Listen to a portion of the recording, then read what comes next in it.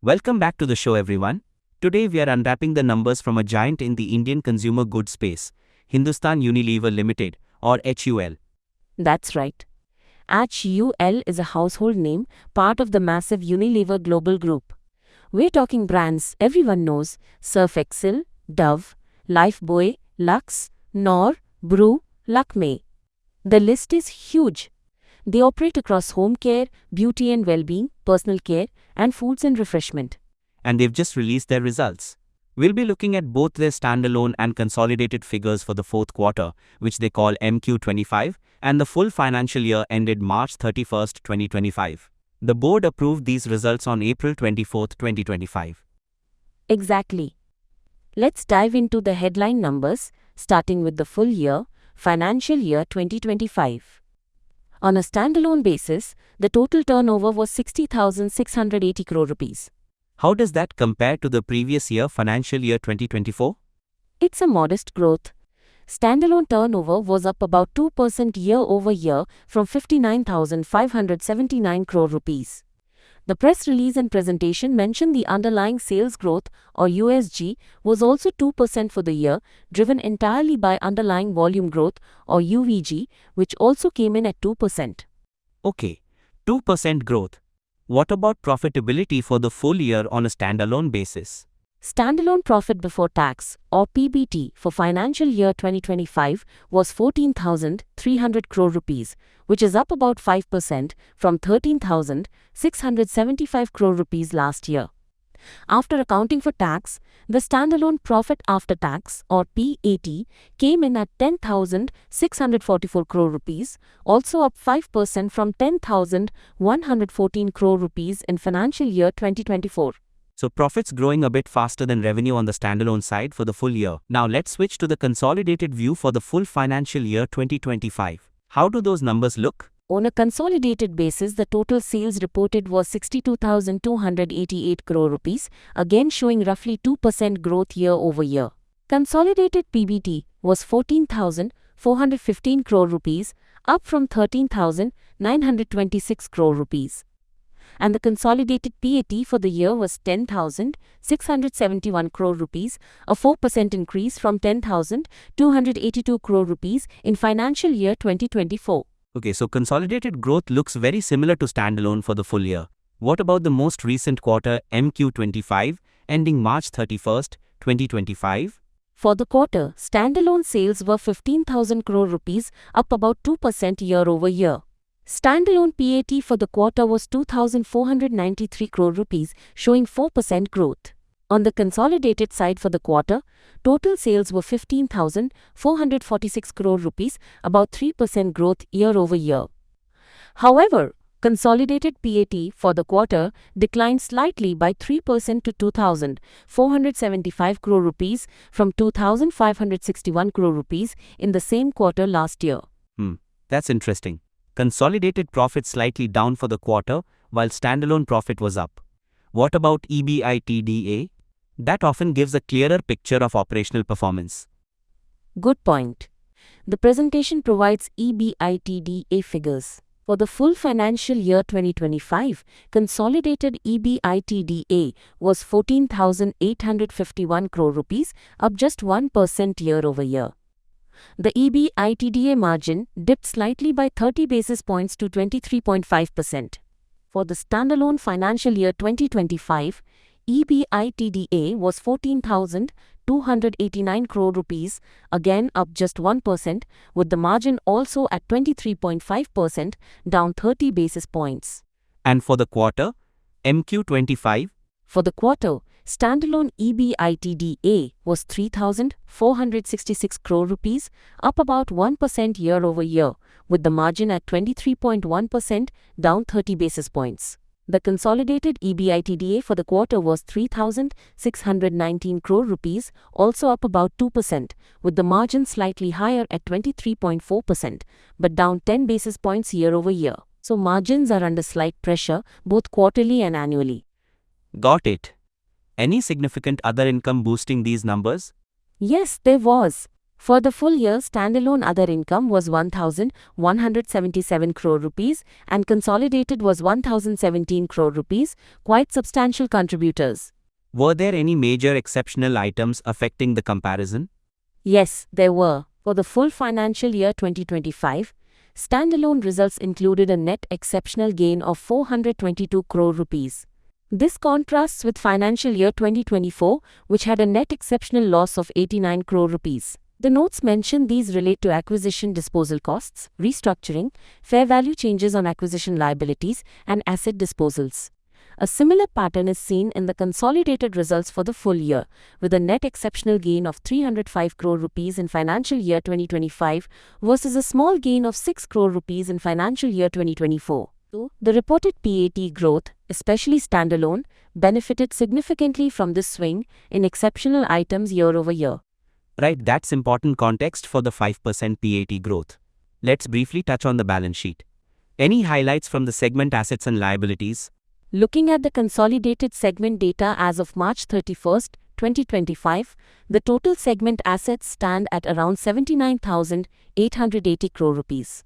Foods is the largest segment by assets at over 51,570 crore rupees, followed by home care, then beauty and well-being and personal care. Total segment liabilities are around 30,270 crore rupees. The standalone picture is broadly similar in terms of segment assets and liabilities distribution. It paints a picture of a company with substantial assets deployed across its diverse segments. What about cash flows and shareholder returns? Any dividends declared? Yes, big news on the dividend front. For financial year 2025, the board has recommended a final dividend of 24 rupees per share. This is in addition to the interim dividend of 19 rupees and a special dividend of 10 rupees paid earlier in the year. So the total dividend for the year comes out to a hefty 53 rupees per share, up from 42 rupees last year. Wow, 53 rupees per share total dividend. Indeed, that totals a payout of 12,453 crore rupees for the year. Looking at the consolidated cash flow statement for financial year 2025, cash generated from operations before working capital changes was strong at 14,942 crore rupees. After working capital adjustments and tax, the net cash from operating activities was 11,886 crore rupees, slightly down from the previous year. They spent about 1,254 crore rupees on purchasing property, plant and equipment. The significant outflow, as expected, was the dividend payment we just discussed, totaling over 12,470 crore rupees under financing activities. Okay, that dividend payout is definitely a highlight. Now, let's break down the performance by business segment. HUL recently changed its reporting, splitting beauty and personal care, right? That's correct. Starting April 1st, 2024, they report beauty and well-being or B&W and personal care PC separately. So for the full financial year 2025, looking at the consolidated revenue, home care grew 5% in underlying sales growth, reaching 22,958 crore rupees in revenue with a 19% margin. That growth was driven by mid-single-digit volume in fabric wash and high single-digit volume in household care, especially liquids. Beauty and well-being grew 2%, underlying sales growth, with revenue of 13,523 crore rupees and the highest margin at 32%. Within that, hair care saw double-digit growth, but skincare and color cosmetics had a low single-digit decline impacted by mass market performance. Personal care actually saw underlying sales growth decline by 3%, bringing in 9,166 crore rupees revenue at an 18% margin. Skin cleansing had low single-digit price-led growth, but oral care declined. And finally, foods and refreshment was flat on underlying sales growth, with revenue of 15,294 crore rupees and a 16% margin. Beverages saw low single-digit growth, but nutrition drinks declined, offsetting growth in packaged foods and ice cream. So home care leading the pack, B&W holding steady despite mixed internal performance, personal care struggling a bit, and foods flat overall due to the nutrition drinks drag. Presentation mentioned portfolio transformation, moving towards future core and market makers. Absolutely.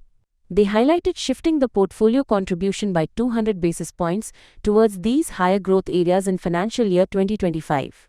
Examples include premiumizing home care liquids, relaunching core brands like Lifebuoy and Glow, and Lovely with higher investment, driving Ponds in high-growth segments, and expanding brands like Liquid IV and the new Surf Excel Smart Shots. What about the overall market context? The presentation showed FMCG volume growth trends. Yes, the Nielsen data presented shows overall FMCG volume growth trends, improving slightly towards the end of the financial year, though rural growth still lags urban. Commodity prices were a mixed bag. Palm oil and tea saw significant inflation, up 18% and 19% respectively year-over-year, while soda ash and skimmed milk powder saw deflation. Crude oil was down 5%. This partly explains the negative pricing in home care as they passed on some benefits. Okay, that makes sense. Any other significant events or notes from the reports we should cover? Yeah, there were several key strategic moves. They completed the acquisition of Minimalist, that's Uprising Science Private Limited. Although it finished after the year-end, it was approved back in January 2025 and is expected to add over 500 crore rupees in turnover next financial year 2026. They also completed the disposal of their Pureit water purifier business. And the board approved the plan to demerge the ice cream business into its own separate company, Quality Walls India Limited, though that still needs final approvals. On top of that, the CEO Rohit Java commented on delivering competitive performance, strengthening their market leadership, and stepping up that portfolio transformation we talked about. He also mentioned they anticipate demand conditions will gradually improve. Those are major strategic shifts: acquiring a D2C brand, exiting water purifiers, and spinning off ice cream. Now, the crucial part, the auditor's reports. What did Walker Chandiok and Company LLP say?